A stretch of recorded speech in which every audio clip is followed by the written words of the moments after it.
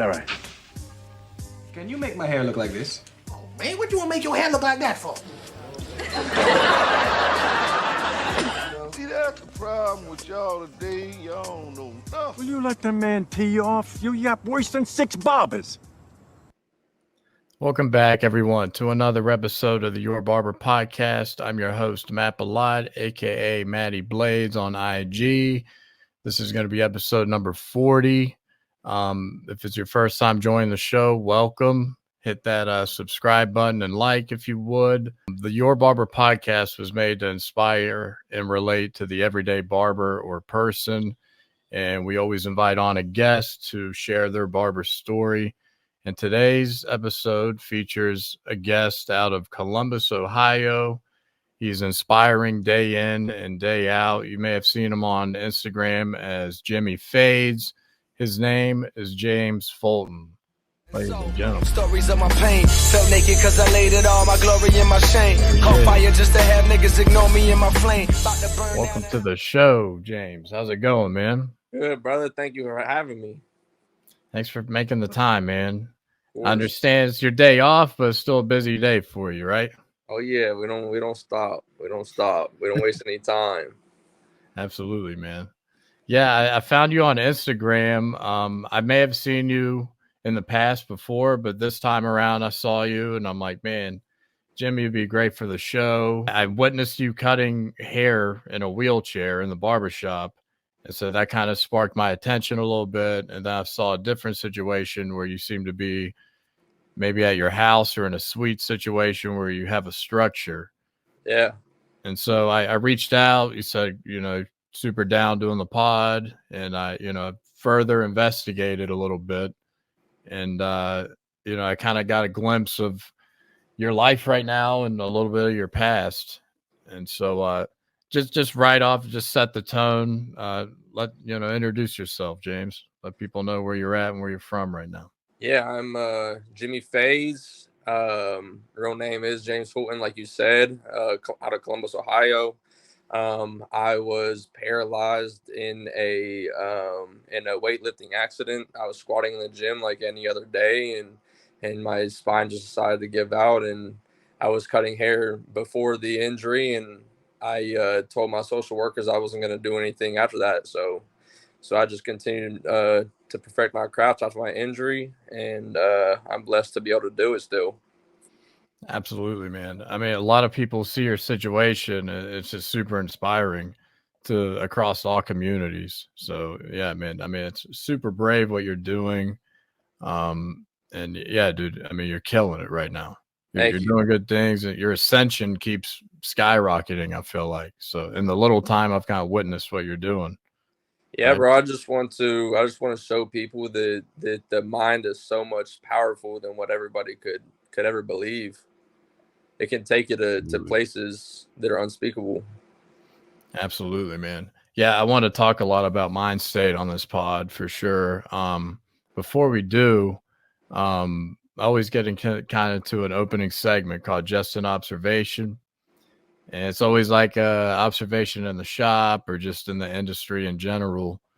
And this time around, I was kind of thinking about, you ever have a client that shows up like super early?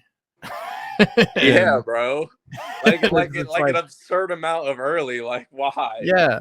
And so no matter like how on time you are, when they get in your chair, you're kind of like, man, I still feel late to a degree. I feel like I've kept them waiting. Yeah, bro. I had a client that, I kid you not, she showed up 2 hours. 2 hours early.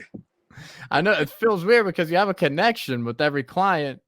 And like, as soon as that next client walks in, the connection ends. And I'm already worried about that connection and what I'm like, well, let's see the temperature over here. Looking at his watch. Fuck. Yeah, like I have a guy, he's like a military dude. So he'll show up like 30 minutes early anyway. And so now, we have a bar at the shop I work at. And so he used to come in the morning and he'd just be sitting there at coffee or whatever. But like now he kind of gets a drink. He's like a little 3:30 in the afternoon. So I'm like, all right, at least he's preoccupied. Aside That's from the funny. fact that he might be shit hammered coming over. That's awesome. Right. Little Jameson on the rocks before he gets a cut. Exactly. All of a sudden, he's got this confidence. He's talking a little more shit than usual. But yeah, man, it's just like, how do you navigate that? Like, what's kind of the conversation kind of like shift with the client you're in? Does it get quiet or does you just keep flowing? Bro, I just honestly, she just waited out in her car for those 2 hours. I didn't even let her come in. I'm like, you're too early, girl. Yeah, it's like just you can't even come in the space right now. Oh man, no, I actually cut hair out of my apartment, so I just let people wait in the car before they come in. Okay, but yeah, it is. Whenever I was in the shop and they would show up early, it is awkward, bro. Like, why did you come this early? Yeah, yeah, and I'm someone to one of my faults. Like I can't. I'm too aware. You know what I mean? Like I got this like Secret Service yeah residential awareness. Like I'm like, what's this guy doing in the corner? And I'm just like, who gives a shit? Just pay attention. Just stay present, man. So yeah, one of the things I'm working on this year. But I drive my wife crazy at the grocery store. I'm like, oh, look out. This guy's trying to get the cheese aisle right here. Like, taking too long. Keep going. And it's like, who cares, Matt?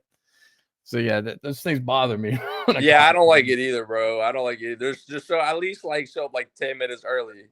Yeah, 10 minutes is cool. It's different if I'm like ahead or I get a cancellation. I give you the text or the call. Hey, you want to come through early? Then that's different, right? I used to have. It was always. Well, so I would do recurring appointments. So you show up at the same time, say you show up every Wednesday at 2:00.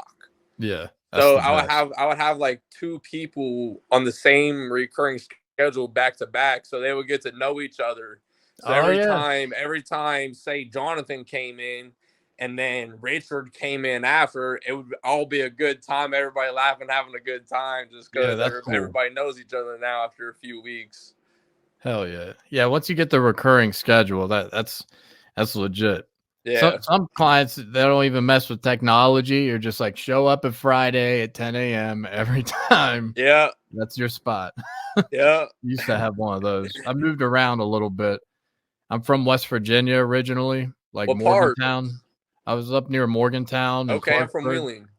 Oh, you're from Wheeling? Yeah. No way. My dad worked at the racetrack, the dog track. Really? Yeah, he used to work there.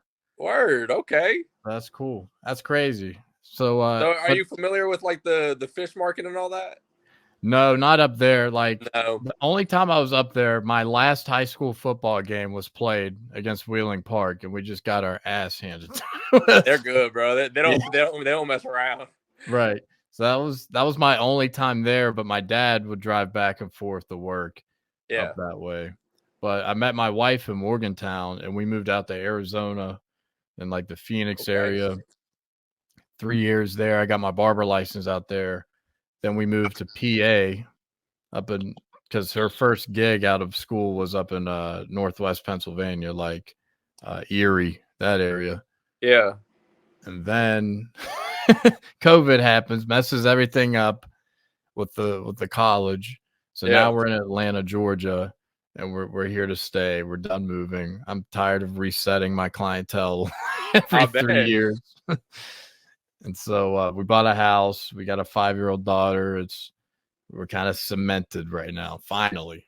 Yeah. Finally got a chance to reflect. What's that? You like it down there? I do. It's cool. It takes a minute to get adjusted because my life kind of slowed down during COVID, and I was in this little sleepy town, and then things kind of ramped back up after that in the A. So now I'm all down. You know, I know the do's and don'ts. The A's a little wild, bro. Dude, it's a war zone on a Saturday night when I leave work. There'll be like 3 crashes that happened like a half mile away from each other. Cars on fire, flipped over. Do you remember that girl that went viral on social media because she took a trip to Atlanta and lost all of her money and she couldn't get home? That sounds like a typical week. No, I missed that one, but It doesn't sound too far fetched. Like I kind of poll my clients on like Atlanta shit. I'm like, so how many windows have you got broken out of your car? It was like, you just won your whole life. That's pretty good. I'm still good in that regard. So That is insane. I've gotten a few flat tires already, but yeah, no broken windows. I guess it's a typical thing. That's nuts. But yeah, now we're here to stay. I'm in a very nice shop, and it's good, man. I finally had a second to reflect on the last 10 years, and we'll get into your reflection more. But let's go ahead and hop into your story, James. Let's so you say you're from Wheeling. You were born in Wheeling? Yeah, I was born in Wheeling. Lived there for about 4 years, and then my parents decided that, you know, there's better job opportunities for them here in Columbus, Ohio. Absolutely. And there would be more opportunities growing up for me and my sister. I have an older sister. She's 20. She's 27. Okay. I'm 20. How old are you? I'm 22. 22. Nice. 22. Dude, you are officially the youngest guest on the show. Hey, it's an honor. Give it up for Jimmy. An honor. I had no idea you were that young. It's funny. Yeah, bro. How old do you think I am if I hadn't told you? I'd say 30, barely 30. Damn. Damn, that's probably the oldest I've gotten. Yeah. Usually it's like 26, 25, 27, Okay. somewhere in there. I think the youngest guest I've had is 25. Everyone else is like 30 through 50. Jeez. Yeah. I don't know. It just happens that it's hard to get younger people to like open up. Yeah. You know what I mean? Like, I get it, dude. I'm an anxiety case through and through, but like, yeah, it's nice. Like, when you get off here, when we finish up, you're gonna have like this adrenaline rush, and like it's gonna be like, you know what I mean? You'll feel like a comedian coming off stage or something. Like, let me get to this appointment. Before that, let me hit a vice or something. Like, but anyway, my bad. Oh yeah. When I was about 4 years old, we moved here to Columbus, and I grew up here my whole life after that. And then when I graduated high school, I got a football scholarship to Wheeling University, actually. Low D2 football. So I did that for a semester until I realized that I was relearning Algebra 1 all over again, but now I'm paying for it. Don't get me started. Dude, I was the guy that like hid in the bathroom during that algebra class. I'm gonna head out. Yeah. Yep, it's about that time. Let me do my ramen noodles waiting for me in the dorm. I'm gonna have to get out of here. Dude, there's no worse feeling than not knowing the answer and going to the board. Yeah. Just like, yeah, I got nothing. Horrible. And I was in my dorm one night thinking to myself, like, man, like, what do I want to do? Because I don't want to stay in college, man. I love the athletic side of it and the social aspect of college, but school just isn't for me. So I was just thinking, and I've always been a real artistic person as far as just like I've always been into drawing, painting, all that.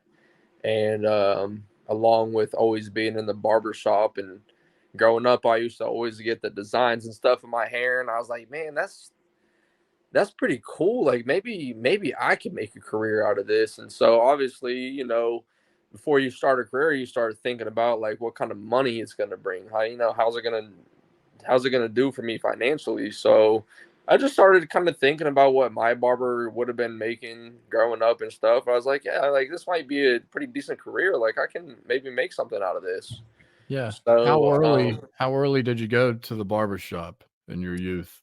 So, man, whenever I was in Little League football, my football coach was a barber. So I was probably like 7.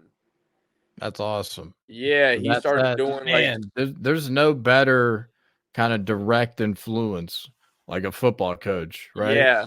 And then the barber thing on the side for the coach. I mean, shoot. Yeah. That's awesome. So you go to his shop? Yeah, so I would go to his shop and he told me I mean, being a little kid, you want all those little designs and stuff. Yeah. So I'll get stars and stuff in my head, and he would put like a football or something. It would be cool, man. It it was really cool. It was a good experience growing up. Yeah, big early Um, exposure to the shop culture and everything. That's cool. Yeah, exactly.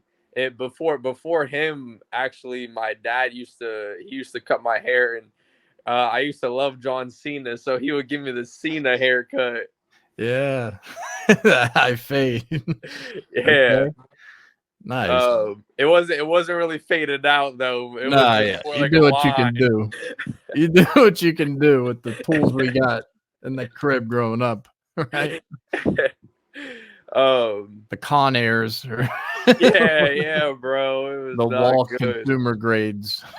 He still tries to give me it. I'm like, Dad, I'm sorry. I'm not going to the bathroom with the Clippers anymore.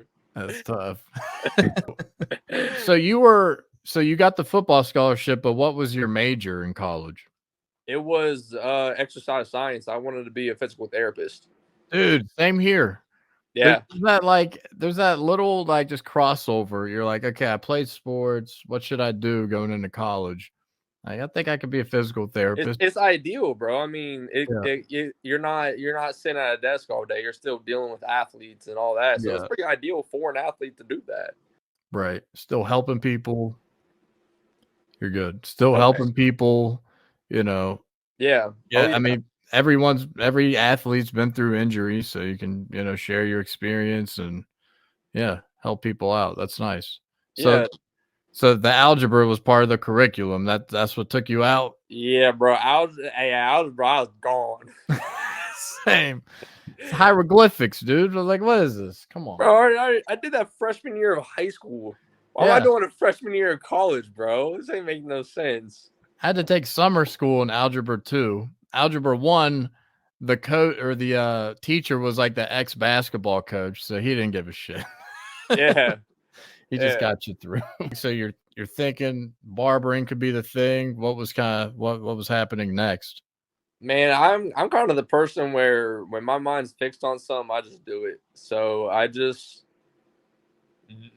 kind of dropped out, bro. I just dropped out. What was kind of the backlash from your parents and everything?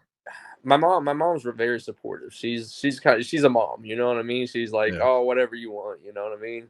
Yeah. And my dad wasn't necessarily happy with the idea at first. But I'm also my own man, so he's just gonna let me kind of navigate life on my own. Yeah. So I dropped out, and my parents they ended up selling our house in Columbus and moving to West Virginia so that they could be there for all my football games. Because I played a little bit my freshman year of college. So they want to be there for all my games. Super supportive. Oh yeah, they've been. I couldn't ask for a better family. When I dropped out, I ended up moving into my aunt's house here in Columbus until my parents moved back. So when I started barber school, I was living with her, and I just never looked back, bro. I fell in love with it. How long? What was kind of the curriculum in barber school there? So I saw you went to Ohio State barber school. What was that? So the name Ohio State for the barber college, it's not affiliated with the university. Okay. That's just I don't know why, it's just our name. But it's a total of 1,800 hours, which is one of the most in the States. That's super high. Yeah, bro. Yeah, 15 was both of mine, and I thought that was on the high side. 18 is a lot. Yeah, how long did it take you? It took me so I got a month into school, or was it 2 months? A month or two into school is when COVID happened. So we was out for like 3 months. So instead of it taking me 10 to 12 months, it took me a little over a year. Yeah. A year and a month. So I took a year and a half with no COVID. Oh, bro. You was skipping class. You was just a little bit of that, a little bit of life. My wife's born in Italy. So like she's the world traveler. So we got sometimes we're flying around. My wife's got some conferences. She's in academia. We kind of picked up and left West Virginia together, and she got pregnant. So, you're kind of there for her. And so I would take off a lot. Plus I had to work. I was like, shit, so I was like a super senior, dude. Like, yeah, I saw a couple eras of barber students come through. I bet, bro. I bet you did. That's the weird part. You're like, you get close with everyone, right? Because the bond in there is super special. And like they're gone. And you're like, it's weird when they leave, bro. yeah. You're like, now what? You low-key feel alone when your boys leave. Yeah. And then like all of a sudden you start to realize you have some sort of like prestige in the school because you're there longer. Mm-hmm. Then you have like an audience almost watching you cut hair towards the end of your time, towards the end of your long time in there. Yeah. And, I actually, I'm not gonna lie, bro. I used to, so during COVID, we all got money. I took my money. I just took trips. Oh yeah. I just took trips as well. I was like, forget it, bro. I'm out. So I went to that too. Man, what a time. Dude, we had $20 for the week. We'd walk to Safeway. It's this grocery chain out west. Walk to Safeway and get like a Red Bull and the worst chicken wings you could think of. That's funny, bro. It's funny. Speaking of the worst chicken wings, bro. Do you know what Sheetz is? Sheetz gas station. Absolutely, dude. Yeah, bro. You ever had their late night bites? I feel like I would always get some sort of like there's like a chicken like tender type thing. So late night bites is whenever I was in college, we had a Sheetz on campus, and it was like the cheapest food. So we would all just walk to Sheetz when we were hungry, and we'd just smash some late night bites. Oh yeah, well, it was really that's just what they called their food at the time. Oh really? Okay, I didn't realize that. Yes, it would be like late at night. We'd all be hungry, so we just go smash some Sheetz cheap gas station food. Absolutely. When I moved back east to PA, they had one, and it was the smallest Sheetz I've ever seen in my life. And I remember when we moved there, the moving truck, I got it stuck in the parking lot. Yeah, because it was so small. Are you serious? Yeah, I got my Sheetz fixed again because I went from like a college kid kind of vibe, like going all the time at like 3 a.m. to like a grown adult with a kid, and I was like, man, I feel like this food is as good as I thought it was. It's not. It's not. Okay, let's pick back up. So you were in school. So how did you like handle anxiety and stuff in school? Was it like I'll be honest, bro, when it comes to anxiety and things like that, I have a hard time understanding that. I have a hard time understanding anxiety and all that because I've never dealt with it. Never dealt with it. That's great, dude. That's a good thing. Like I mean, there's been points in my life where I've questioned, like, is that even like a real thing, or like, do people make that up? Because like, I know it's a real thing. I'm not like people lean on it a lot. I'm just saying, like, I've had those thoughts because I'm like I've never felt like I don't know. I just live, bro. I don't know. I guess I don't think. I just live. That's good, dude. That's the fucked up part, though. Sometimes people lean on it or make it too much of an excuse, and it kind of ruins it for the people that really suffer. Well, right? in these days too, it seems like every single buddy has a story. You know what I mean? So it's just like, it's a hot topic. It's a thing. Yeah. It's kind of like Russell Wilson last year in football. Like it was a part of every segment of sport. Taylor Swift. Taylor Swift this year. It had to butt its way in at one point. But bro. So, like you never like your hands never shook or nervous or anything. Oh yeah, my hands definitely, bro. I'm a naturally shaky person, bro. So okay, I've always. Well, I mean, you were a weightlifter. Sometimes, like before work, if I like do like some burnout push-ups or something, I'm kind of like, are my hands gonna be like, my arms gonna be kind of low today? Like, okay, so I guess I can see like a nervousness. Yeah. I guess I never really thought of it as anxiety. I guess I could see it as being anxious. Whenever I first started cutting, bro, my hands shook horribly. Yeah, I was scared to death. Yeah, dude, it's a nerve-wracking thing. Like it's especially when you just haven't done it. And you're an athlete, you don't like being bad at stuff. You got to be bad for a little bit, right? Like it's just inevitable. Man, one of my favorite stories from barber school is I was giving this guy a taper, and I went to put my one guard on and come down on the taper to smooth it out, right? Right. I was having a bad day, and I closed the clipper, and I forget to put the one guard on. Oh no! And I come down on the taper, bro, and I patch them, right? I take hair fibers and spray it in, and then cover it up, bro. And I just said, You didn't tell him, bro. Just like, oh, what are you doing? No, it's just a little hairspray. Yeah, bro. I know he went home and he was mad. You see a lot of that today, but like that's what they want. Like just like a guy that's got zero sidebar action and it's horrible, bro. Added. Like the whole point of enhancements for me was to make it look like it's naturally there already. You know what I mean? Yeah. These days, I don't even have enhancements, bro. I don't anymore. I messed with them a little bit. I had a guy yesterday. I almost like gave him my enhancements. I'm like, do you want them? Yeah, like I mean, I understand and respect certain barbers that use them because they use them in the right way. Yeah. I mean, some clients just want it. I mean, I understand that's what is requested. Yeah. But when you use enhancements to cover up haircuts and make them look good, it's just that's not a haircut. Yeah, dude. I posted a video the other day that this guy's putting concealer on his client's taper. Are you? And like, I get it if you're gonna be on like, is that what women use for like makeup? Yeah, it's like makeup. Oh my god! And I was like, okay, I get it if you're gonna be on Good Morning America, but this guy was like, you know, I could see maybe even. Like some of the comments on the video were like, you know, some people put it on the bald to make it pop. Okay, I get that. The powder trick, whatever. But this guy was like wiping it into the blend, like that's high. insane. I'm like, okay, that's another thing. That's insane, buddy. Yeah. So I'm like, all right, man, what's happening right now? Though now we're getting out of hand. That's crazy. I believe it, bro. I mean, I do. And half the time it's on a great haircut. Before I take a video, I take the powder after you use the astringent. I wipe it on there. Yeah, it makes it look good. Absolutely, yeah. That's like a normal thing. People, I feel like that's a lot more common.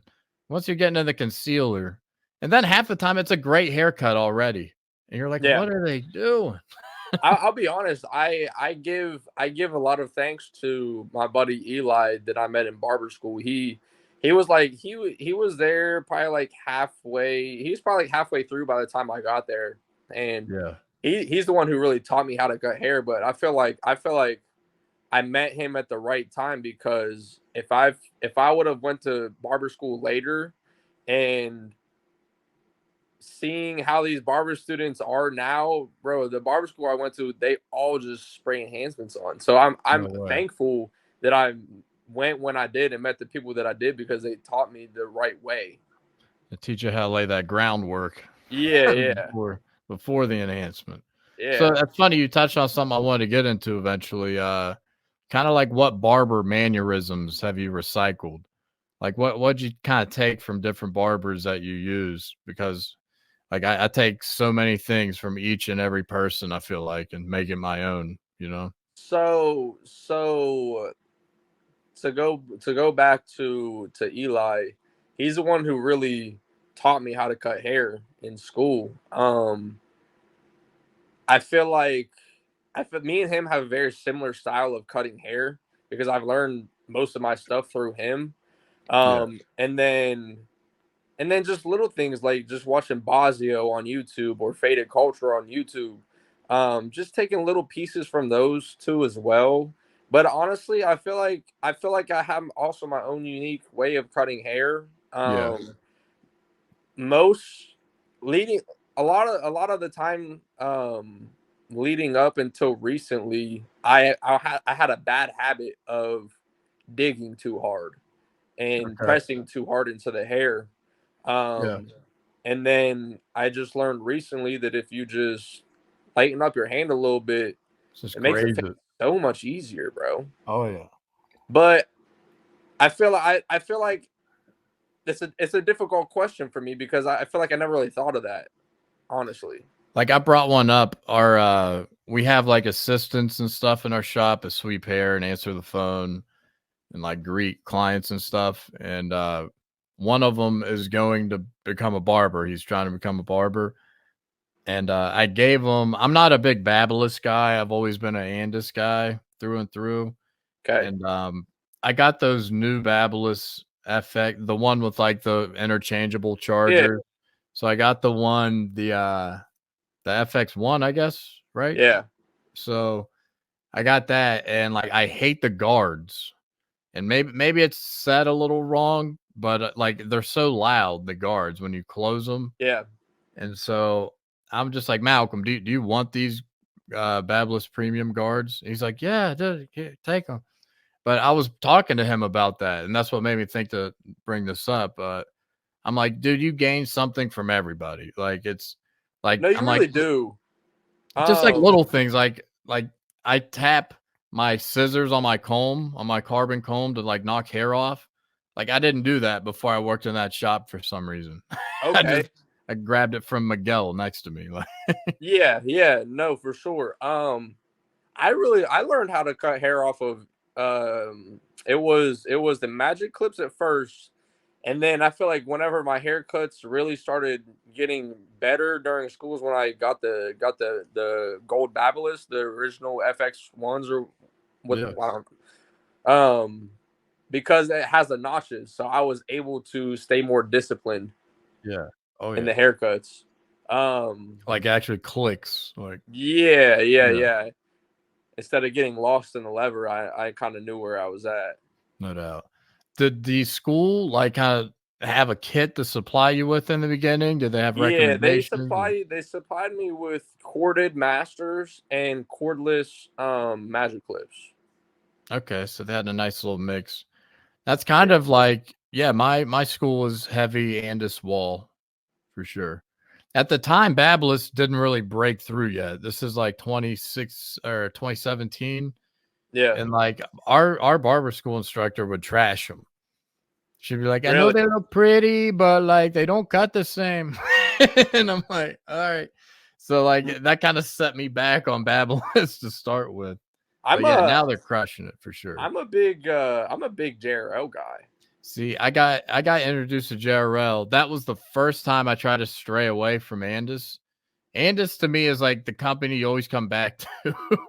Yeah. But I like JRL. I like what they're doing. I just like how just first impression wise, how cool they were, like sending you free shit. Like that. Yeah. Like they would just give you all this extra shit when you would buy something. I'm like, oh, this is great. Yeah. And I had the first generation or the first 2 generations of those fresh fades, and I really liked them, especially once the second generation that had the display on it. And I remember in my new shop now, they broke on me. Like the facing came off completely, and I was unable to use the button. And that's when they had that thing in the middle, like the lever in the middle that would switch, which was weird at the beginning, but like, I don't know. Anytime you get a new clipper, you find a way to kind of incorporate it and make it work into your system. Yeah. So you have the newer era JRL stuff, right? Yeah, I do. Shout out to Boom. He sent me a whole care package of all their new stuff. I would show it if Instagram would work. It's still not working, dude. It's not. Nah, bro. Still down. That's horrible. Before we hopped on here, like we almost couldn't connect because bro. IG was down. I was thinking, because I had the same issue last week. My Instagram wasn't working. I was like, dang, I hope he doesn't think I'm ignoring him. Yeah, that's all I'm saying. I'm like, he just sent me his number to get the link, and I can't refresh any message. Yeah. But yeah. But what I really like about JRL, one, the how light the clippers are. 2, I really like that you can change the speed of the clipper. I like that. Because there's times when I find that, say I close the clipper all the way, it's too much. But if I open it half a notch, if I open up 1 notch, then it's not enough. So I'll be able to I can close the clipper all the way and turn down the speed and use it almost like a thinning shear, if that makes sense. No, yeah, For sure. I was gonna say, like, I have those Andis Supra 2s with the metal clips or metal guards, and I always have it on super low because that clipper is like has a problem with getting too hot, and you have to turn it down low or else it's gonna be hot. And so I would think the speed has to do with like debulking maybe in the beginning. You could crank that shit up, and then when you're like detailing, like you said, turn it down a little bit and just have a little more consistency with that. But yeah, I was mowing through someone's hair and it stopped. I was like, nah. I'm like, that hasn't happened in a while. Let me crank this. That hasn't new. Let me crank this up. My bad, man. What's your go-to trimmer? So I'm an Andis XO Okay. right now. I'm a bro. Them sabers, bro. They smack. I've been intrigued by those. Bro, trust. Okay, I might stray away. The other day, I had there was this guy came in the shop, and he was kind of like just poking around a little bit. He almost had like an inspector vibe, like a state inspector. And I was like, "What the?" He's like, "Oh no, I'm just checking out your guy's stuff," and I'm just like, "Who is this guy?" All right. And then he's like, "Yeah. How long you guys been barbers?" I'm just like, "This fucking guy's making me nervous." And then he gets like 4 chairs down, and I heard him say like, "Yeah, I work for Andis," and I'm like, "What the fuck?" Like, I want to blow the guy all of a sudden. Now you're excited. Stink guy. Yeah. And so like he kind of worked his way back, and Miguel's like, "That's the guy you need to talk to. He's the masters guy." And so I'm like, "Yep, here I am." Because I have a couple pair, like one with a fade blade, one with a taper blade. You know, he had questions for me. He saw I was using those XO trimmers, and he's like, "Hey, try these out." And he just gave me a blade for free. That's probably That's like fire. $50. Yeah. And I was like, "Cool. I'll let you know what I think." And I opened them up, right? And it was weird because when he handed them to me, I saw the packaging was a little mangled, like where the blade was. And I was like, ooh. And I opened them up when he was still there bullshitting with this. And because I finished with my client, and I opened them up and I fucking drop them on the floor on like my mat. And so I'm like, fuck. And I picked them up and it's cracked. Like the blade. Oh, bro. And I'm like, dude, I had a feeling it was already like that. And I'm like looking around for it. I can't find the piece that chipped off. I'm like, hey man, even though I just dropped these, I think they may have been broke before I dropped them. He's like, no, sure, here's another one. And What? Yeah, Miguel was like, okay, I see the money making scheme you're doing here. And I'm like, no, seriously, it broke. That's crazy. Yeah, he answered some questions about like the masters getting too loud and things like that. So yeah, they all come with like updates because I sent the first generation I had back to get fixed, and they updated like 3 generations on them, and they're quieter than my gold ones now. Now my gold ones are getting loud as shit. So yeah, bro, the gold ones, shop owner that I the old barbershop I worked in, the shop owner, he had a pair of the gold ones. They got loud, real loud. Super loud. I like the weight though, because I grew up on the Nintendo 64 with the rumble pack on the back, so I was used to. You like that weight too? Yeah, makes me feel like I got a workout on my wrist. I actually just landed a deal with Stylecraft. No way. Yeah, bro. So I get I'm one of their new ambassadors. I'm still signing papers and stuff, but so that's pretty exciting. So now I'll be using some Stylecraft products, and so I've never really used Stylecraft too much. Beautiful, man. Yeah, I mean I almost got some Stylecrafts, and I ended up getting another trimmer. I got roped back into my loyalty to Andis, but yeah. But yeah, I've always been intrigued by them too. Have you got sent anything yet? So they just sent a care package. I'm still waiting on it. Nice. Okay. So yeah, man, keep me updated on that. See how you like them and everything. Well, of course you're gonna be swinging the bat for them. So yeah, exactly, low, right? Exactly. I'm rooting for him, bro. We're pulling for him for sure, dude. Let's get into coming out of COVID. What was that like? You had to learn how to cut hair with masks on. Yeah, bro. I was one of those anti-maskers. I'm gonna be honest. Yeah. I was kind of like, I don't really care. It was I mean, barbers' immune systems are immaculate. A little bit, Like, a little strong, buddy. we get exposed to a lot of people. We do. I never got COVID the whole time. I got the vaccines and everything, but to my knowledge, I never got it Brother, somehow. I'm not speaking on it, man. I'm not speaking on Yeah, for sure. We'll knock on wood. it. But no, it was a time to be alive, bro. I mean, No doubt. so I had just got my clippers set and was only cutting for a month, and then the school shut down. So I was like, well, people still need haircuts, so I guess I'm gonna go mess some people up and learn how to cut hair. So I would just go to people's houses and cut their hair during COVID. Okay. And yeah, I mean, you weren't hunkered down or anything. You still were getting reps. That's a good thing. Yeah, for sure. People would still message me like, "Hey, can you come cut my hair?" Yeah, bro, I got you. Now, were they good haircuts? No, but everything was shut down, so it didn't really matter what the haircuts looked like too much. Well, it's good that you got the bad ones out of the way then. Exactly. You get them out of the way, right? Exactly. And then coming out of COVID, school was weird. Before COVID, school was jumping. Like you had to show up at least like 15 minutes early or more to get a station. Oh, Because it was you wouldn't have a station.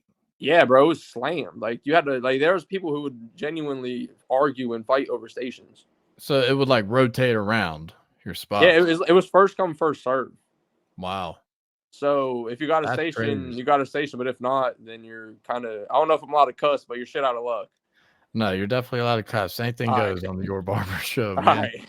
But that's crazy though. I had my own station and like, yeah, man, they're definitely just pocketing a ton of money then. Oh yeah, bro. The school I went to, they definitely pull some shiesty stuff. It sounds like a fucking airliner. Yeah. Like, let's see how many people we can jam on this plane and then ask for people to volunteer to leave when they pay money to get there. Exactly. And then after school started back, it was like a ghost town. Like nobody showed back up to school. Everybody just like gave up. It was a weird time. It was real easy to get a station. Yeah, then you got a station for sure after that. Yeah. And I remember when the school first opened back up and the word got out, bro. It was just a line out the door of people trying to come in and get a haircut. So you got a ton of reps. Oh yeah. Yeah, I mean, people were ready to get their haircut. I wasn't worried at all. I worked in a salon in PA because there was no options. And my boss was like just in tears constantly. And I'm like, we're gonna be fine. People are gonna. I'm like, let people cut their own hair for a while. Yeah, like the appreciation on the backside is gonna be great, right? Yeah. So so getting out of school, you're in the shop working. How'd you find that shop and everything? Were you kind of ready to rock? Yeah. So my barber that I always went to, he ended up going out of town for 6 months. So I had to find a new barber. So this guy that I had been following on Instagram for years, I just ended up booking with him. And at the time, I probably only had like 4 months of school left or so. And then so I just continued booking with him and started talking about like getting into his shop because it was just him and he had 3 other chairs. Like he was cutting in the shop alone for 2 years. Oh wow! So I was the first person in his shop. So when I graduated, I was. It's a good situation to be in. Yeah, that's what I did too. And at the time, he was like, he would open his books up for 3 months, and those 3 months would be gone. So he was just booked up constantly. He had more clients than he could cut. So you got everyone else. It was like a situation where there's a lot of overflow, and I could just, have a decent clientele coming straight out of school. Was there a board that the clients wrote their name down? No. Was it walk-in only? No, it was for you at least. It was walk-in and appointments. Okay. But see, my childhood barbershop, they had a board. Yeah. But his shop didn't. Like it's just kind of each shop is just kind of different, as you know. But he just didn't have one. So people would just kind of walk in, and if I had time, I would cut them, or I would just Yeah, book if them he's for booked later. out, you're getting every single person that walks through that door. Really, it's not Exactly. his. Honestly, though, the shop is kind of in a shitty location, so like there really wasn't a ton of walk-ins. I mean, some days there are, but Yeah. I mean, I got pretty booked up just because of my work ethic while I was in barber school. I mean, there was nights where I cut till 2, 3 a.m. just my In barber friends. school? Yeah, bro, just because I was cutting my friends. But like, those hours counted or no? No, huh? That was Okay, just stuff gotcha. I did outside of school It's because just for the love. yeah, we weren't allowed to keep our tools at the school. We had to take them home every day. Yeah, I mean, if you're rotating stations like that, Exactly. that's what I was Yes. thinking about. My God, that would be such a pain in the ass every day to Exactly. So I station had my everything. tools on me 24/7. So I mean, like I said, my work ethic before I started in the shop, I mean, I had a not a huge clientele, but I had a decent clientele for a new barber coming out of school. So Who's I to was thank or what's to thank for your early work ethic? you said who's to thank or what's to thank? It For all your early. like I said, it just all goes back to my father and sports, and I mean even my mother. I mean my mother always pushed me to be my best too growing up. But my father is the one that just never told me good job, but in a loving way. You know what I mean? Yeah. Dude, like even I played sports growing up. I did not have the work ethic I needed until Yeah, after high school when I got into an accident myself. I cut my big toe off with the lawnmower and like coming back from that accident, that P90X was really popular and yeah, I got in like the best shape of my life after that because I was just appreciative of what I had. It was kind of weird how that happened. Like my whole life progressed. Like yeah. that was a nice jar to the system, right? So let's get into the day, right? So leading up to the accident, what was kind of unfolding? So it was man, it was weird. So the whole night before my injury, um, like I had company over and everything like nothing felt right. Like everything just felt weird. It sounds crazy, but it just nothing felt normal. I It can was get like that. my body. It was like life was anticipating something, but Mm, I just didn't know it. You know what I mean? It yeah. just felt like a weird night. Like, and then I slept great that night. Woke up and it was storming outside. It was just horrible. It was pouring down rain. My body was just fighting me. Like, don't get up. I don't want to get up today. Don't get up. Don't get out What of are this the bed. days that count in the gym, right? The days you don't want to be Exactly, there. bro. Exactly. And that was my thing at the time. I was only a few weeks out before I started prepping for my first real bodybuilding show. No way. I Um didn't know you were getting into that. yeah, exactly. That's what all this stemmed from. And so I leave my apartment and I ended up having to turn around because I forgot something at home. So here I am, the universe telling me, go home, Damn. buddy, go home. Nope, didn't go home. I mean, I did, but I left again. Get to the gym, and it was electric, bro. It was like one of the strongest like days I've had. It was Really? weird. It was like nothing, no weight felt heavy enough. It just felt like feathers that day. So Um, you're pushing it.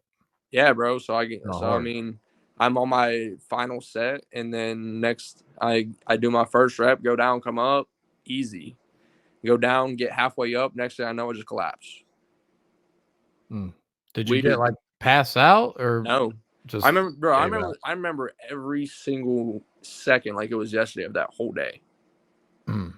I remember them getting the bar off of me, and I just flopped back onto the ground because I was on a Smith machine, so I didn't have any way of bailing out from the weight. Okay, That's yeah. what was so horrible about this situation. So they pull it all off of me, and I'm just laying there. I'm like, my back, my back. I'm yelling. I'm like fuck my back. And realizing like I tried to move and stand up, and like, bro, I can't move. I can move my upper body, but my lower half is just stagnant. It's just still. And I remember feeling so much pain in my knees as well. Which is weird because I'm paralyzed, bro. Why am I feeling pain in my knees? Yeah. But so I would say probably only like, I mean, it felt like an eternity, but probably 5-10 minutes probably passes by, and the squad gets there, and they shoot me up with something. I don't know. I don't remember what it was, but it kind of calms me down a little bit. And I remember getting onto that stretcher, bro. It was so painful because my back is in two. So you folded forward? So I didn't fold. It kind of I went straight down. just straight down. It kind of, okay. Yeah, it went straight down, but I somehow ended up towards the left side of the bar. I don't even know how. I don't know if I went down and it like kind of bounced a little bit, like from the force. You know what I mean? Yeah. With it being a lot of weight, I don't know, but I remember what they do, they cut my shorts off of me in the ambulance, but they were gonna cut my shirt, but I told them like just pull it off, bro. This is one of my favorite shirts, so don't cut it. You're just like, wait, whoa. Yeah, I bro. know there's more important things, but I told you, I said you can cut my wife beater off, but you can't cut this shirt. yeah. So they ended up pulling my shirt off. Which had to hurt a lot. Honestly, I shit, bro. Everything was in Everything painful, was, so yeah. I didn't even at that point. It was just like whatever. But I also, bro, it went through moments, man, where I was crying in pain, and then moments where I was just laughing and joking before my emergency surgery. Like it was weird, man. That's like I the remember, thing. Like all the pictures I saw of you in the hospital, you have a smile on your face. because why not? Yeah, You know what and I mean? it says a lot about you, man. Because, bro, at the end of this is why I tell people every time they ask me this question is, at the end of the day, this shit's not changing anytime soon. I'm not gonna live my life in misery. I'm not gonna sit around and cry about it. As much as it sucks and it gets to me sometimes, I'm not gonna let it defeat me. Right. I'm gonna look paralysis in its eyes and say fuck you. You know what I mean? That's the way to tackle it, man. That's the way to do it. Yeah. So you had the surgery immediately, or what was kind of the So, setup there? bro, it took an eternity to get into surgery. That's what drives me crazy, dude. I mean, this shit happened it happened at probably around 6 a.m. And then, because I used to get to the gym at 5, but that day I was dragging. So it probably happened around 6 or so, 6:30. And I don't think I went to surgery until like 2 or 2:30. So this shit just drug on for hours of me just being in absolute pain. And this nurse, I was laying there before my surgery, and I'm just telling her like please give me something for this pain. Like I need something. Like I can't take this. And she you know what she says to me, bro? She says, "It is 7 a.m. I just got here. I don't have time for this." Man, that goes back to doing what you love for your work. She obviously doesn't love what she does for work. She hates her life. Just get out. Like, yeah. I remember, man, I was so thirsty, and you can't eat or drink anything, so they would give me like this sponge, and they would put water in it. Did your mom or dad like smack the shit out of her after that? They weren't even there at that time. Where were they at? Like what was kind of that commotion? They were on their way. They were on their way. Yeah. So they got there, and my buddy D, I met him in the gym, but he is one of my best friends. He actually lives in Atlanta now, but he showed up immediately after the incident happened, because we all had like a group that worked out there at the same time in the morning, so we all had a good relationship. But me and him, we personally hung out outside of the gym, and when this all happened, he followed us to the hospital, and he was there the whole time. Yeah, man. So, But so coming off the surgery, going home, kind of what was kind bro, of I was going in the through your hospital for a month and a month and a half, half, bro. a lot Horrible. of visitors. Yeah, it's funny because the lady at the desk where you check in to visit, she asked one of my friends if I was famous because there had been so many visitors coming to see me day in and day out. That feels good, man. That lets you know you made an impact on people. Yeah, bro. I mean, it's one of those things where you don't realize how important you are to people until something happens. You know what I mean? 100%, man. Yeah, man, that's special. So, yeah, walk me through kind of coming home after being in there that time. So when I finally get home, it was a week after, it was a few days after Thanksgiving, and it just felt so good to be home and in my own bed. It was rough coming home emotionally because I know how it used to feel, and then how it feels now is just different. You know what I mean? It's a complete new normal. So it was weird, but just get through it. But it felt so good to be in my own bed. Yeah. Sleeping was a little rough for a while. Just being able to stay asleep, just always having something on your mind. Yeah. But then, so I was going through physical therapy and stuff, and all that was going well.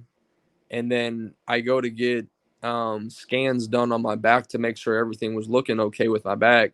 Yeah. Come to find out, the hardware that they put in my spine to keep everything together was coming out, and you could literally see it poking at the skin, bro. Like my like, say my back is supposed to be like this. The Yeah. skin was like this because this hardware was poking at it because it was coming So out of my spine. so So I they had a couldn't get second, it done. huh? So they had to go back in. Bro, I had a second hole. They diced my whole back open again. Mm. So that was 2 days before Christmas. So I ended up getting to come home on Christmas Eve. Thank God. Yeah. So yeah, man. God, that was not very long ago. Oh, bro. Yeah. So yeah, man. I mean, just the bravery walking yourself back through that. I commend you for sure. What I was appreciate it. kind of the outlook after everything was properly, surgery, The outlook successful as far surgery? as what? As far what was their prediction on your future? The surgeon himself, if I remember correctly, told me that I had a 60 to 80% chance of walking again. Oh, Now, dude, that's could that really be good. perfect? Could that be perfect walking like normal again? No, maybe not. That's all up to you, I Good would chance. say. I mean, it's a good chance of not, bro. So I don't even know how my spinal cord didn't fully snap because it was like, bro, it was in an S shape. Like my spinal cord was like, it should be straight. It was fucking all zigzagged. It was Yeah. fucked. It was a miracle that it didn't break, honestly. Yeah. But he gave me that percentage, and then other doctors and physical therapists, they tried to tell me that I have no chance because they just try to prepare you for the worst. But I mean, I don't go for none of that. I'm in my own work. I'm in my own lane, bro. You can't Yeah, tell me dude. nothing. So I go Yeah, down. dude. I travel down to Dallas every few months for a couple weeks at a time. They have a really good facility down there, and they've proven to me that my muscles work in my legs. It's just a matter of getting the signals through to them better and getting them stronger. So walk me through a day in the life today of what life is like. I mean, everything's a lot slower. So Yeah. like my whole morning routine so I have to like use the bathroom at like 3 times a day at like same time, like 9. It's at like 9, 3, and 9. So like I'll get up, I'll do my morning routine, shower, all that. Usually takes like an hour. Okay. Maybe even a little bit more. And then some days my back is real tired and I have to lay down after just taking a shower.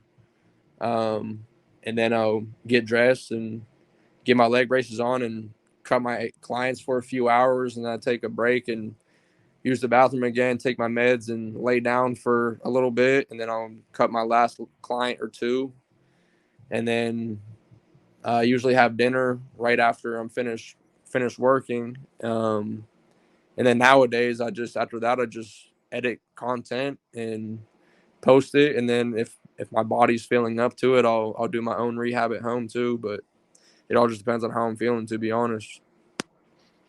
Absolutely, man. Yeah. I mean, the content part, that's something that can keep you very busy in your downtime. Definitely. And yeah, I'm sure it's gotten better through time, little things you learn. That's a whole nother lane, you could get into. It's a second job in itself, bro. Seriously. Trust me. This Yeah. this podcast, man, being a lone wolf with it it's not easy, especially in the beginning. But let's talk about missing barbering when you were down and everything, dude. I mean, just how special this line of work is. Yeah. And just like being in the position to earn a living through art is like a blessing in itself. So let's talk about kind of your mind state, kind of maybe being down and out a little bit, and then kind of recovering just to get barbering back into your life, right? So for me, barbering is like my outlet. You know what I mean? Yeah. It's getting away from everything. And I always really enjoyed having the good conversations. I have a lot of really good clients, like genuine, good-hearted clients, and Yeah. I miss them, bro. Like I miss seeing them. I miss being with them. You're worried about them too. You're worried about taking bro, care of 100%. them. Yeah, bro, 100%. And I know whatever barber they're going to isn't taking care of them right. You know what I mean? Yeah. They're not taking care of like Jimmy Fades. Right. But no, I just wanted to see everybody again, bro. I missed being out amongst everybody. So you think you had more of a depression missing barbering other than just your life state with the accident? Yeah. Yeah, I could see that. In the beginning, it was really hard not having weightlifting too. That too, Because yeah. that was a like a whole big nother thing. lifestyle. That was a whole nother lifestyle of mine. Yeah. But barbering, yeah, bro, I missed it so much. It was tough. Well, I mean, in the back of your head, you had to know that there was going to be a lot of rehab and, and working out and things like that. So, I mean, that itch would have got scratched a little bit, right? Because you would have had a I just different missed being mentality. independent. Yeah. That's tough. I missed being independent so bad. Like, so I think I was 4 or 5 months. No, I was probably like 6 months into barbering. And I had told my parents, I was like, look, guys, like, I can afford living on my own. Like, I'm okay now. Like, I don't need you guys. I don't need to rely on you guys for anything anymore. So like I'm good. Like, I'm gonna go get my own place. Like, that's just me. I don't like to mooch, bro. I don't like to feel like a mooch. I don't like to feel like I'm using anybody for anything. So if I like to get it on my own. I don't like to rely on other people. So that was really hard for me, is having to rely on everybody for everything in the beginning. Yeah. Yeah. Yeah, dude, that is tough. Tell me this. People in your position, you're going to get some people that are like too nice to you. You know what I mean? Treating you different. Like, kind of how do you approach that? Do you let them know, hey, listen, like you don't have to do this extra stuff for me? Yeah, bro. I mean, people see me out all the time. Whenever, so I mean, as you've probably seen, I break down my chair myself and get it into my truck by myself. And people ask me all the time, like, yo, do you need help? Like, I can help you. No, like I'm good. Like, you know what I mean? Right. So that's like a big one, is people are always trying to help me with my chair and things like that. It's like, I'm okay. Like, I get it. Yeah. So I saw you have a truck. I think we got Instagram working again. All right, let's pull this thing up. Yeah. Jeez, wait. This fucking thing on the worst time I could do it. Here we go. Jimmy Fadez on Instagram. Let's see here. If you don't know, you will know. There you go. My man's taking off here. There he is. Big smile on his face. Still in the bed. This was the initial surgery or the second one? That was the first one. That was the first one. Look at him. He's like, let me that call my was- people real quick. Yeah, bro. Yeah, exactly. So that was whenever I left the ICU. That was my second room that I was in. I don't know what I was doing. I was just clowning around. Just let me I'll act like I'm on the phone. Yeah. Here we go. Here's the truck. So I saw this and I was like, oh, this is great. So explain to me how exactly this works. Bro, I mean, Oh, so, there's a stick and there's like a pole in there, right? yeah. So that's my hand controls. That's how I push the gas and the brake. It's all connected on one, or it's two rods that come together and connect to one. And one is just for the gas and one is for the brake. You just push with your palm and your thumb. But learning how to get my chair in my truck, I mean, that was a little bit of a struggle at first. Right. I mean, it's new, you know what I mean? And I'm pulling a whole damn chair into my truck. It was difficult, but now, I mean, as you can see, it all just breaks down. Wheels come off, everything comes apart. You make it look like a walk in the park, man. It's easy. Exactly, bro. Exactly. It's what I do every day. So this is just normal for me now. And then you're off. That's pretty cool, man. I saw that. I'm like, he's super independent. Like you don't need help for nothing. Disability knows no limits. You know what I mean? 100%, dude. It's all a mindset for you. So you made the transition. So this is why I saw this, dude. I knew you were special. I was like, I mean, this guy is super fresh off this injury and had to get back in the shop. 100%. You were just waiting. So how many cuts a day were you doing with this setup here? Shit, bro. I'd do like max like 3. There's a lot of days I was going and do 1. Yeah, dude, just to chip away and get back at it. Yeah. Especially, I know you got a lot of people waiting on you too. Yeah, 100%. And you were like, man, let me just get in there and get going. 100%. So when you transitioned into the shop, out of the shop into this more setting. Yeah. So walk me through the structure here that you have now. So that was actually the standing frame. My parents actually fabricated that for me. Fire cut, by the way. They made that out of a dip machine actually. So we bought a dip machine and cut it down to the right height for me, and put hip pads on it, and then that little back piece that swings around to hold my hips in place. And yeah, bro, just literally just how I stand in cut hair. I use leg braces to lock my legs in so I can stand straight. Yeah, I saw a video. People were asking you like, how do you do that all day? You're like, I lock these shits in. Yeah, bro, it kills me. I know people don't know, and some people are just oblivious to it. But like, bro, like they'll ask me if like, do your legs get tired? Homie, I'm fucking paralyzed, buddy. I can't feel them shits. Like, these fucking internet trolls won't quit, man. Yeah, bro. I'll be honest. I just delete the dumbass comments.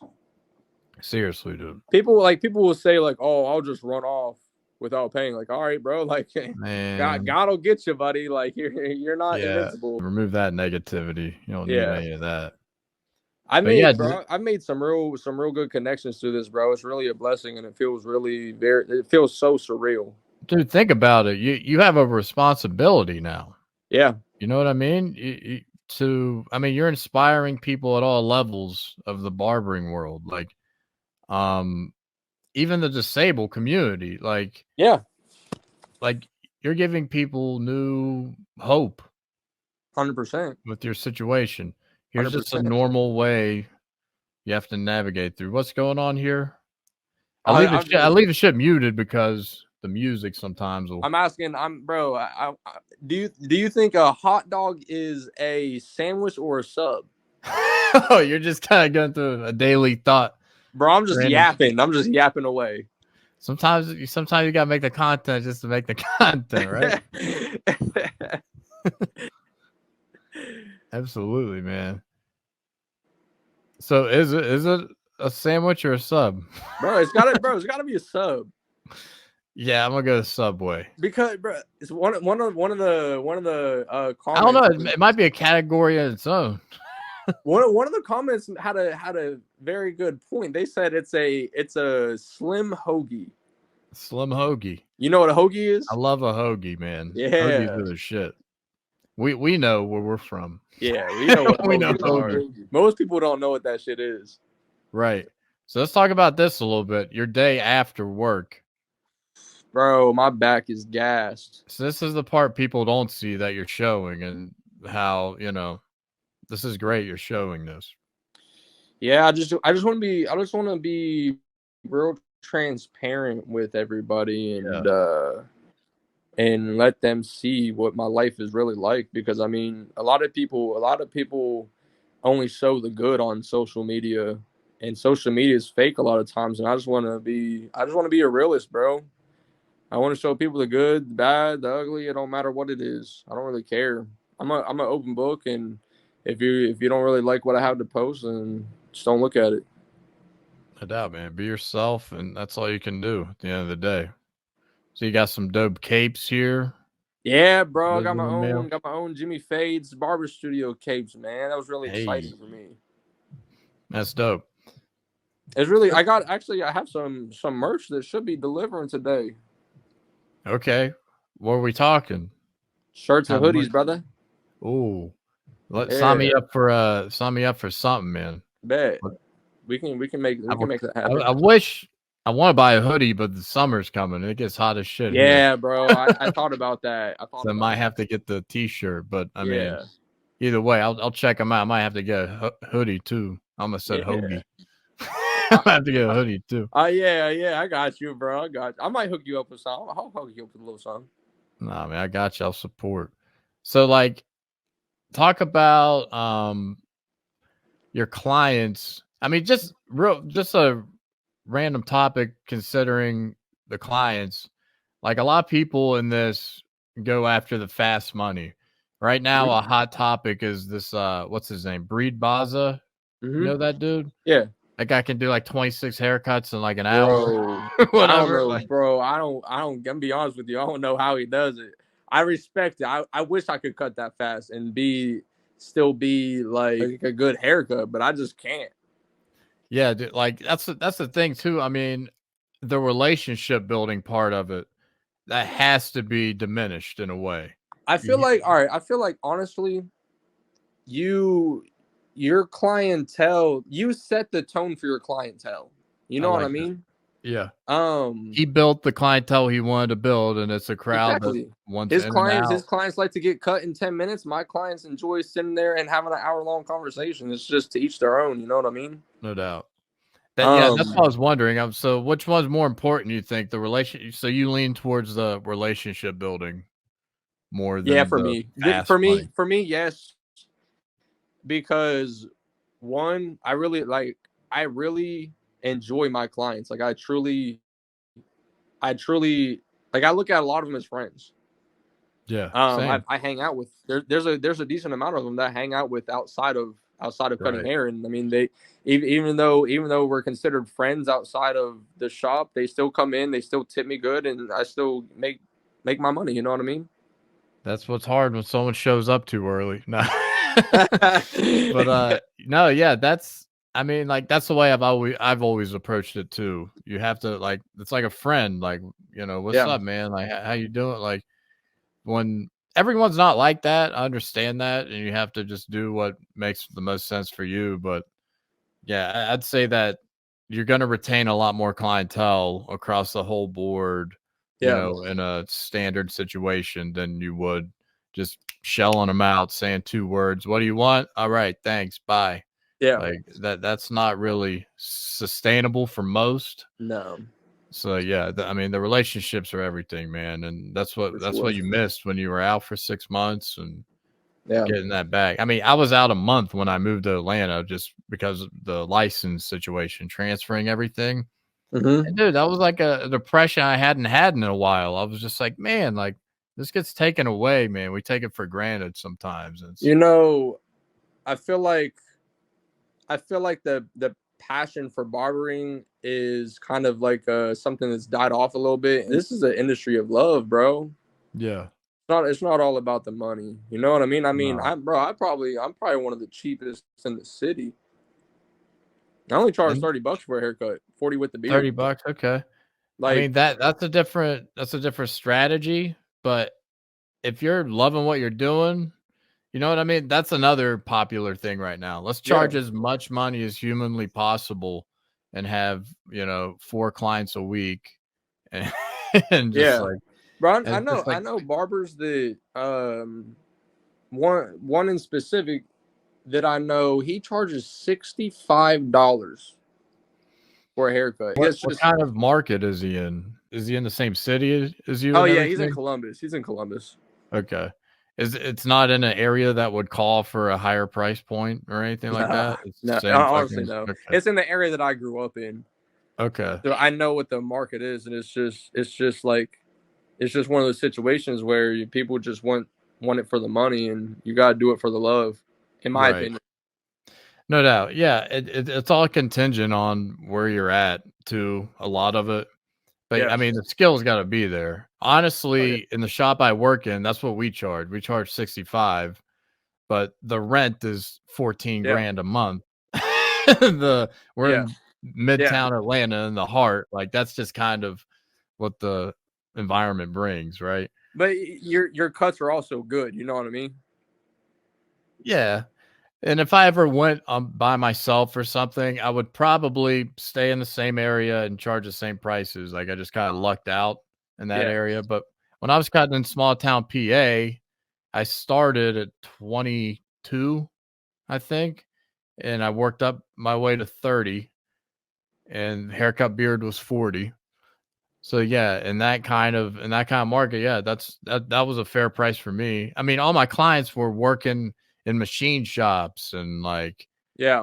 they were just like normal people in the community. Where I'm at Yep. now, everyone's like a lawyer, like a Yeah. businessman, or That's staying at good. the That's really good though. yeah, or it's like a out of towner staying at that fancy hotel that we're near, and they come down.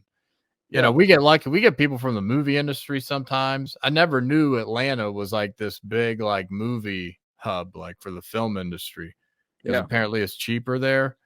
So I get some people here and there that are connected to the movie industry, and it's man, like coming into that shop, you want to talk about nerves, especially a year coming off of cutting hair, Yeah. and we're charging $50 minimum for a haircut. I'm like, oh my God, I have to be completely perfect every time. Yeah. And I was having a hard time like staying on time. And once I started to get booked more, and Yeah. eventually my nerves kind of balanced out with the expectation. And, Yeah. I just got faster because a $50 haircut in our shop is 30 minutes. So that is hard to justify sometimes when you're starting off, but Yeah. you kind of get more numb to it a little more once you live there. But For sure. yeah, it's kind of contingent on a few things, and it's all dependent on what you want too, and what Yeah. you feel like doing to your clients. So For sure. No, for it's a cool sure. thing, man. Yeah, I don't ever like to talk bad about anybody. I just feel like Yeah. I don't know. No, I hear you, dude. There's sometimes you gotta say it. Sometimes, Yeah. it's Yeah. fucking people, man. They're Yeah. just not there yet. Yeah, that's the thing too. I made like a video making fun of the barbers that like say some stupid shit on a lav mic, like crazy ways to put a lav mic on. Here's my top 5 reasons how to become a 6-figure barber in your first year of barbering with no barber license. Like, that seems like every other video you see right now. It's like, Yeah, it is. and it's just like, man, what happened to the passion, right? Yeah, What happened to the art, right? for sure. So I had a bone. What's your bones to pick? But we kind of just went over that. We did Yeah. that. So let's kind of talk into your new perspectives now, right? So coming off the accident, what kind of changed? Because when I had my little accident, like I broke up with my high school girlfriend. I was kind of making up for lost time. My Yeah. whole mindset in life changed. I was a different person. Do you feel Yeah. like that at all, or do you feel like Yeah. okay. I've grown a lot as a person. 100%. Yeah, I view a lot of things differently. I see the world a lot more clearly now. yeah, Just mentally I've matured so much. yeah, Spiritually I'm finding my way a lot better now too. okay, Just as a whole, as a person, I've just grown tremendously. I don't take anything for granted anymore. nah, dude. Because I And I mean, hope, there's little things like just being able to go outside and feeling the grass on my feet, and or yeah, like anything like that, bro. Like I miss that, and like I won't take anything else for granted anymore. right, yeah, and like in your recovery, like so, your mindset has got to be just, you don't want to get back to where you were. I'm sure you want to get Yeah, back to even better than before, right? bro. Even my haircuts are better than what they were before. Yeah, because you're able to think like you're in a different brain space. Like, Yeah, I mean, you I were see down it. all that time. You could even strategize on new ways, new techniques, Yeah, and you're watching more shit than ever, I bet. yeah, bro. 100%. I mean, even last night, like I worked and then I edited and Okay, I then started the recording again. cool. Got the ice pack on the phone to overheat a little Yeah, bit. bro. That's what I told you. You gotta keep this thing plugged in because this thing is like a lot on our devices streaming Yeah. like this. Yeah, no, it's plugged in. It just overheated. I know, dude. That's great. That hasn't happened yet. Yeah. Talk about new perspectives a little bit. So things have changed. You have a whole new spirituality about yourself.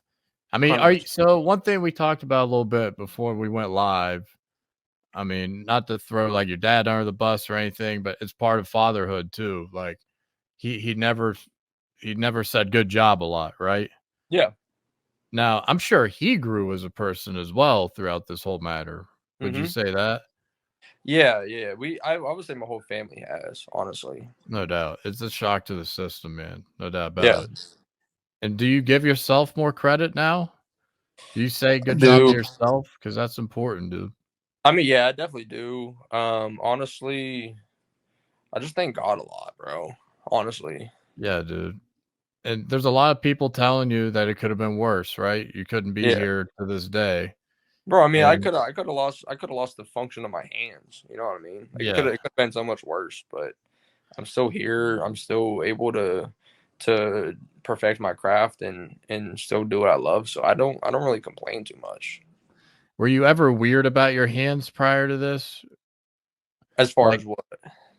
I mean, dude, if I get a hangnail, I'm like, Jesus, this is gonna set me back. This could get infected. Like, I'm Bro. really like, I'm like, these are my money makers, man. I need these things to be hitting on all cylinders. You know what I mean? So, Yeah, like, no, yeah, I'm good. you wear gloves, Sometimes it depends, honestly. like even hair splinters. They I fucking had one of suck. me. I had one of me yesterday, last Bro, night.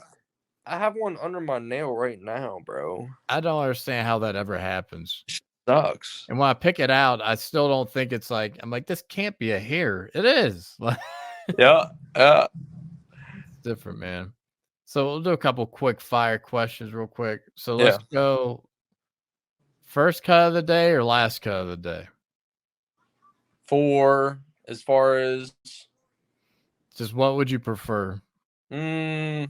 last cut. I like last cut too. Yeah, first cut, I'm still getting my morning jitters out. Yeah, I'm right there with you, man. If there's know any why. kind of tremble or like just not ready Yeah. to cut, it's going to be on that first cut. Yeah. And that last cut, you'll get my best work easily. Yeah, And the I'm a blaze. fastest. What's that? I said I'm gonna blaze you with that. Exactly. Yeah, I'm just Blaze on the last cut. Yeah. So yeah, I like that. Like any content too, it might be at the end of the day. Oh yeah. Oh yeah. Yeah, I like that too. In terms of holding up though, like when you get tired, like what's kind of your demand? Like how many cuts do you do now So compared to when you so were in so that shop? usually on a typical day, the max I have five slots open a day. There you go. Some That's a good I amount. mean, there's a lot of days where I'll stay over and do 6 instead Yeah. of 5. That's just because my back, bro, just tired. Yeah, dude. What about you brought up medication.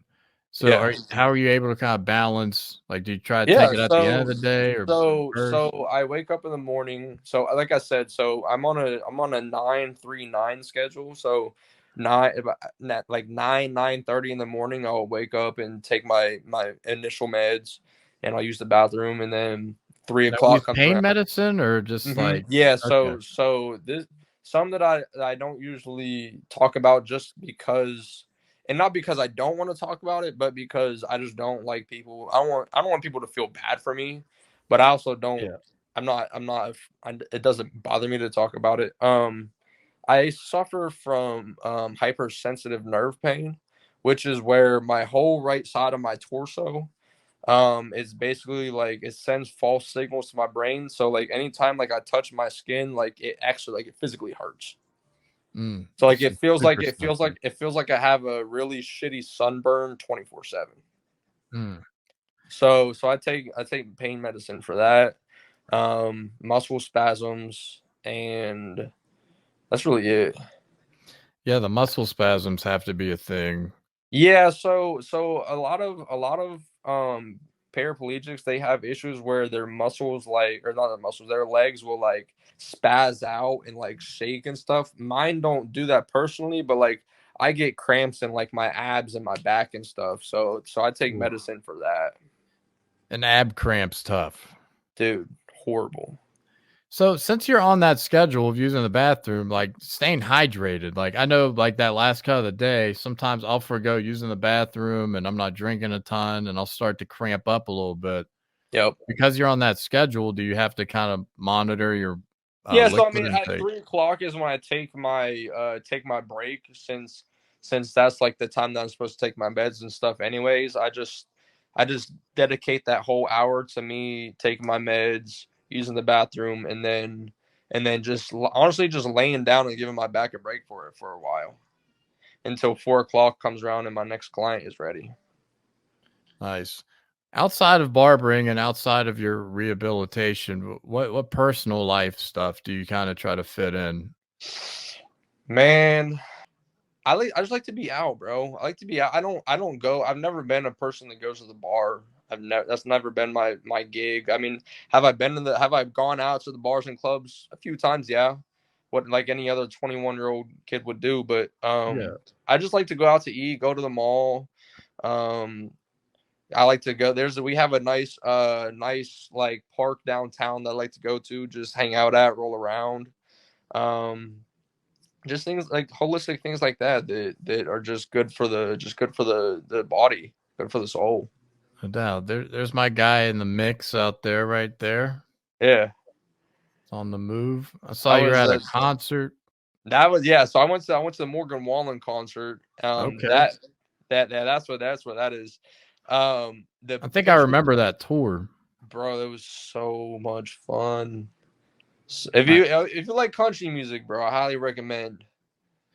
oh, that was at Ohio State too, at the Yeah. stadium. Oh I'm thinking shit. about going to see him in Tampa this Okay. summer, actually. Come down, bro. I went to yeah, when I was in Dallas last, I went to a Mavericks game. That was a good time. Oh, there you go. Yeah, make that trip count.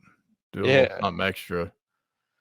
Um, Have you been able to kind of like reach out, like talk to like start any new relationships? You've got all these new relationships now, right? Like have you been yeah, dating bro. any too?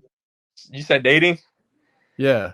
Yeah, so honestly, I'm be honest, bro. Like I thought that it would be a lot harder to um basically like get like women, but it's no different, to be honest. I mean, I mean, if a woman finds you attractive enough and finds that you are like interesting and have a good conversation, they don't really look at the wheelchair. To be honest, they just look at you as a person.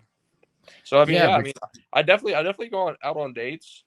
Um, Recently with whole doing social media all the time, I haven't really been doing it as frequently. But before the whole social media content stuff, like with different women and just kind of seeing who I like and see who catches my interest and stuff like that.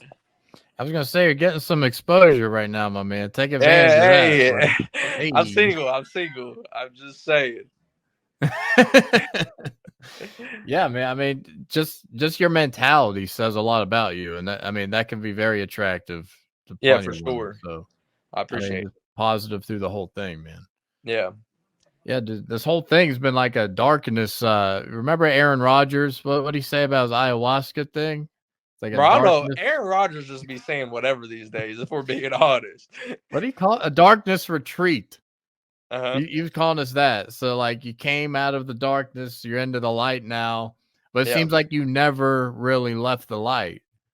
You Yeah. know I what I mean? mean, yeah, There's bro. I roller mean, coaster days. I'm sure some days you feel like yeah. shit. And I would say whenever I first came home, the worst times for me were at night whenever I was completely alone in my room with nothing but my thoughts and I couldn't sleep. You know what I mean? yeah, That was my darkest times. But outside of that, bro, I mean, my family and friends have done a great job of staying around me and keeping a positive energy around me. Because I'm really big on energy. yeah, That's, I mean, your energy, your own personal energy can set the tone for the whole room. You know what I mean? absolutely. And my family and friends have done a great job of keeping that energy good around me, and I dedicate a lot of my positivity to them. Yeah, dude. I mean, cutting in your apartment now, you know, if you were in a shop, because certain barber shops do, the energy's wrong, Oh right? yeah, Like the energy's awkward. No one's talking to each other. They're just everything's very transactional. And then, like, I'd say if you got in there, dude, you would get people kind of like motivated. You get people yeah, like laughing, like just always smiling, dude. hundred Like the percent. the guy the guy that I pull into the garage to go to work, the guy that's working the gate, this guy's never not smiling, and it makes my day every single day. And you could be having a terrible morning, and you get there, and you're just gonna smile right back at them.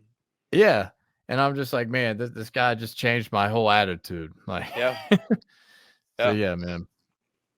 Well, like I just hope people watching this get a good glimpse and understanding of your story more, and just see your fall and your rise of everything, and just, I mean, just hope that mentality. So have you been invited to maybe speak or anything to anything yet? No, I mean, I got invited recently to speak in front of a classroom for kids, but other than that, no. Exactly. I mean, this is my first thing. And it's a new territory for sure. And I'm sure you're gonna wrestle with what we spoke on with like the passion, and you're not trying to like capitalize off like people or like do anything. But yeah, like I said, dude, now you have a responsibility. Yeah, I And mean, I just want people to understand, like, man, whatever situation you're in, life could always be so much worse. yeah, dude. There's people out there that truly have it a lot worse than you. Yeah. Definitely count your blessings every day, because your gifts and your life could be taken away from you in an instant. 110%, man. And the mind is, like I said, is so much more powerful than anybody could ever believe. And you truly are capable of having whatever you want in this life, as long as you put your full energy into it. If your energy are into the wrong things, then you're gonna get the wrong things. I've Right. noticed that whenever I put my energy into something that isn't my brand, then my brand suffers. Yeah. You know what I mean? So you have to put your energy towards the things that you really want in life. Right. If you're not comfortable doing something, there's a difference between being uncomfortable and then just something that's not you. Yeah. right? 100%. Like before I got into barbering, my last full-time job, I sold insurance at a car dealership. Yeah. And every inch of me was like fighting the fact that that was not me. Yeah. And my dad actually passed away while I had that job. Yeah. And part of having that job was to just make him proud on his way out and just, give him a For sure. peace of mind that I have a comfortable job and everything. Because my Yep. dad never wanted me to be a barber, dude. Really. So that was a hard thing to kind of break free of. That's just that older generation, They don't get it. They They don't don't like understand. barbering's a lot different these days. Yeah, they don't understand how far you can take it these days. And Yeah. that's one thing it sucks. I wish I could have got to show them how far I took it and like how far I'm going with it. The amount of effort and work that we put into this craft, we definitely deserve higher You're pay. doing- You're doing it the right way. Yeah. You're very early in your barber career too. Yeah. So Exactly. you're just at the natural progression. Yeah. Still, like, And I was just kind of commenting on like new barbers coming up that are charging absurd amounts of right. They want to skip all the dues that you got to pay. You know what I mean? Like 100%. you have to eat shit a little bit in the beginning, just like at school when you're bad, you're learning. And the same thing goes when forming your business. Like 100%. you have to build the right way. And yeah, you see these guys that are charging $150 a haircut, and you look at their books, and there's just like no bookings, and it's just like mentally, I wouldn't be able to handle that. I'm a guy. I like the dominoes once they start falling, like that. Then I'm feeling really good. Yeah. Like if I cut two heads, have a long gap, and then cut a head, like that fucks with my head. It does, bro. I'm just, man, what am I doing right now? Like I'm just going nuts. So yeah, like I can't. I totally. You're not wrong for saying what you say, because I feel the same way. And a lot. I just don't want anybody to take it wrong. You know what I mean? Right. Yeah. Content can be king sometimes, and content can kill sometimes. Like it's. There's too much, and that's part of my mission and part of my, my job doing this podcast. I want to show people that, the most successful barbers that you'll never see or know sometimes. In your case, I think they're going to know you sooner than later. Yeah. But yeah, there's so many barbers killing it out there that we just get caught up into like our small sphere of barbers that went viral or made it big. Yeah. With the educational stuff or the Barber Expo stuff. What's your thought on the expos and everything? So for me personally, I never have, and I still don't plan on ever really like competing in them. Yeah. Because at the end of the day, your clients don't really care if you have a trophy. You know what I mean? Yeah. But the competition aspect, I think if I ever get into business by myself, I think I would be a little more willing to go to them just for the educational or just asking questions, retaining as much stuff as I can. But yeah, the competition part. Yeah, the competition part isn't my gig. I respect it. There's a lot of it too, phenomenal barbers, and they deserve to compete and deserve to win. It's just not my personal forte. But as far as the expo, everything else that comes with the expo, as far as education and all that, I think it's a great thing. Yeah. Because it's not free education because you're paying to get into the expo, but it's essentially like kind of free game from barbers who are very, very successful. Yeah, absolutely. And you can also potentially create really good friendships. Yeah. And connections from going to these events. I've seen it just through my guests that I've had on the podcast. Like I've had a couple guests that met each other through an expo, and that's the only way they would have met each other. And now they have like a good relationship, and they pick each other up. They give each other rides to other expos, and they're kind of in that education run. Yeah. But yeah, I don't want to hate on the educators in barbering either. Like there's a right way to do it, and I feel like there's a wrong way to do it too. Yeah. But yeah, there's a lot of things with Instagram that to the young barber it can be detrimental. Yeah.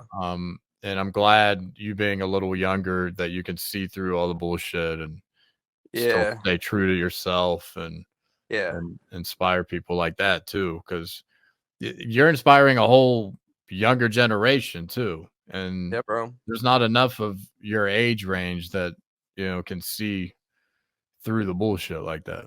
For sure. 100%. I agree. So yeah, man, is there anything else you want to touch on kind of closing out today?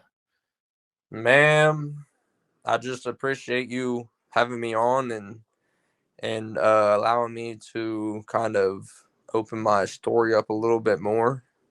Yeah. Allowing anyone me to, that's ever wondered, they can watch this. allowing me to be transparent and be myself too.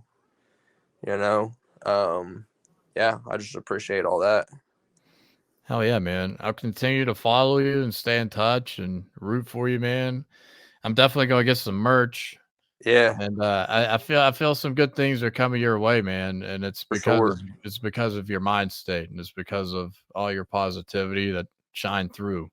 I want people to know that the rawest thing that you can do in life is just be yourself.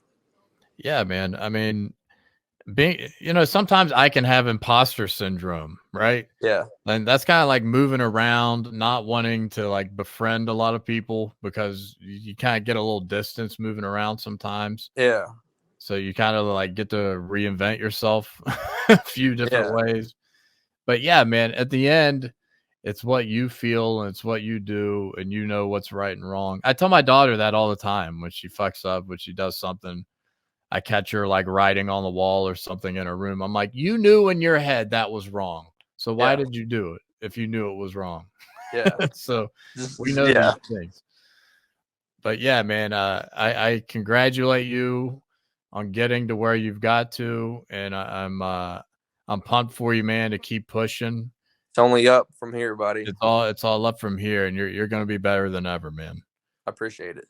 So thanks for coming on. We're going to close out another episode of the Your Barber podcast. Stay tuned for more. James, I appreciate you, man. Enjoy the rest of your day off. You too, my buddy. Take care.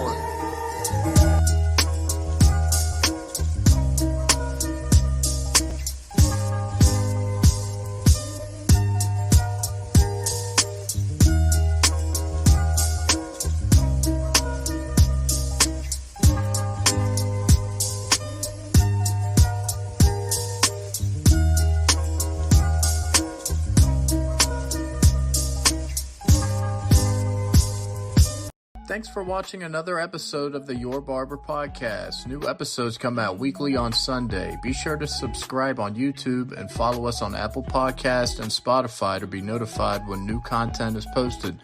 Thanks, and we'll see you next time.